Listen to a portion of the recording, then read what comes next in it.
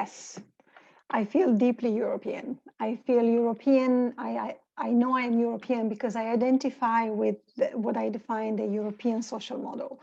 For me, being European, it means to be inclusive, it means to be open, it means to respect and defend human and civil rights, and it means also to embrace diversity. Um, it means that unity is strength.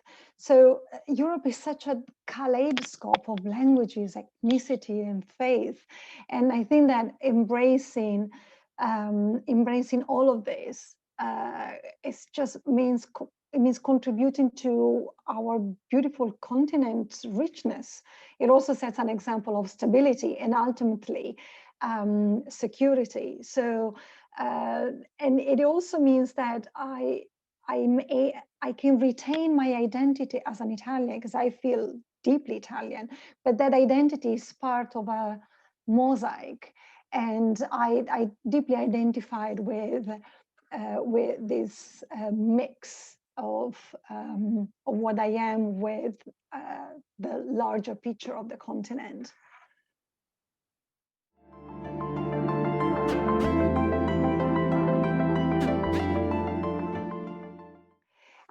I am a proud Erasmus alumni.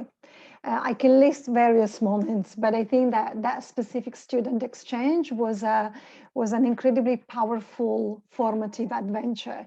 I spent 6 months in Murcia, in the south of Spain, at in the middle of the 1990s, and it was amazing because it was so.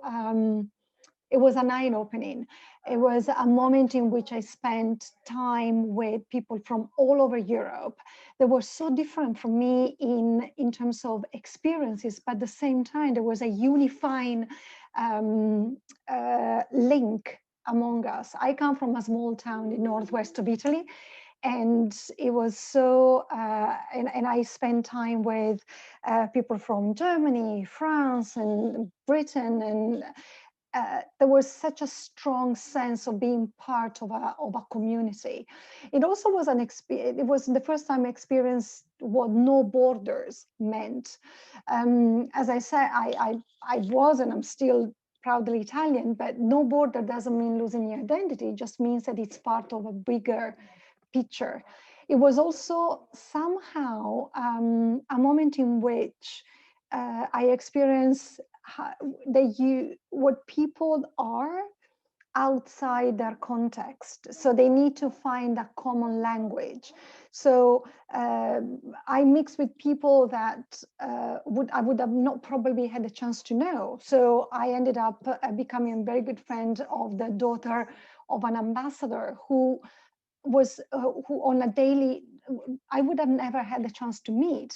And because there are in each country, I think we do have issues of background and status, even if it's unconscious. You know, the circles in which you move are just different, and that I think that these exchanges where you take people and you put them in a third place, a way they found a way to share experience and finding a way to communicate outside their circles. And that was a very important moment for me. It was a totally eye-opening.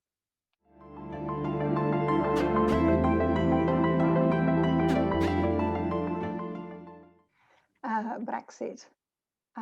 It's something that has deeply affected me. I am married to a British national. Our children are dual citizens. And this sharp and I find profoundly toxic as well cut and all the implication will have a deep impact on our lives on many levels. But it's not only that. Beyond what really angers me and what also saddens me, but probably is more anger is more what I feel, is that a small elite driven by an ideology that I consider ancient, managed to successfully lie and manipulate millions of people who will be affected by this change more than this elite will. Many people did not even realize how deep the influence of the EU is on their daily life. from decentralization, from supporting disappearing languages. Think about, for example, the resurgence of Welsh language, to agriculture subsidies, to going on vacation freely on the, on the Mediterranean Sea, to travel around with your pets. Very basic daily life details that people did not realize. And it makes me sad and angry, because those who drove for this cut are likely not to be affected. And I saw a comment in the various months that led to this leaving the EU. And someone said, well, but also the voters should have, those who vote leave should have read and get more informed. But I think that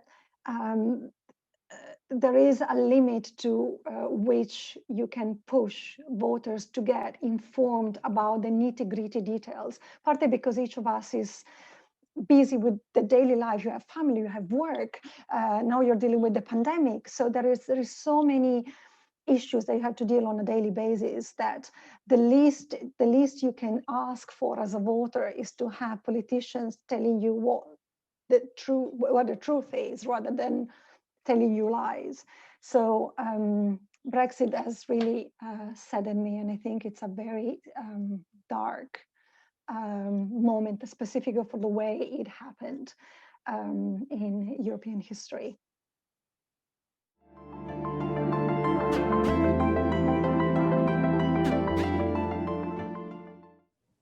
Well, I think that the Brexit angered me because of it basically rejected this idea of unity. So for me, the best moment is where this idea of unity reached the climax, and was the fall of the Berlin Wall. I was 18 when that happened, and I just remember being in my living room watching the footage rolling on actually I still remember, it was a black and white television that my parents had, and this shook me deeply. I felt there was, those images were just freedom, pure freedom, people sending a message of unity. That physical barrier acting as a political and ideological curtain was being torn down by people who just trying to be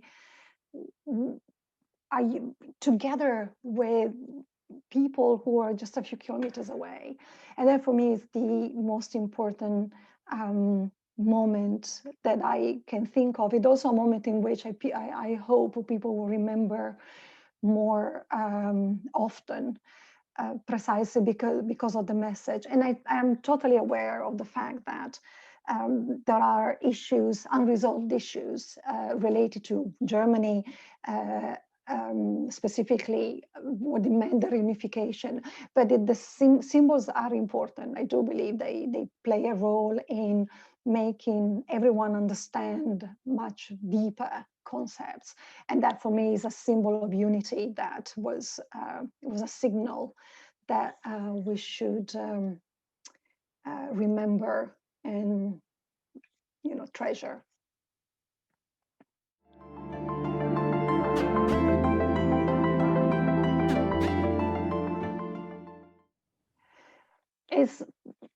Is the giving me the awareness of what freedom of movement means. Freedom of movement really defined my vision of the world. I do believe that borders should not limit. Should not impede people to exchange, the exchange of people, and being able to move around and discover is a way just to open your mind and understand and embrace the diversity, which is part of a mosaic, has to be treasured.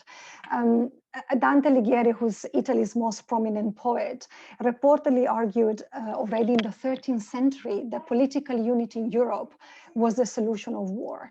And others, Immanuel Kant as well, echoed this vision through the course of centuries.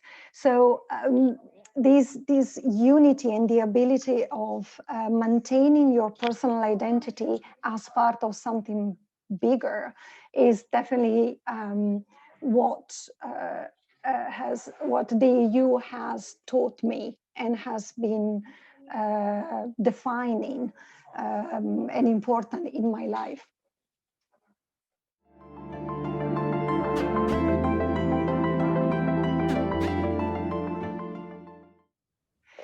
It's a truly unified foreign policy. I have been working abroad, largely in Europe, both European Union and Europe, as a continent, and now I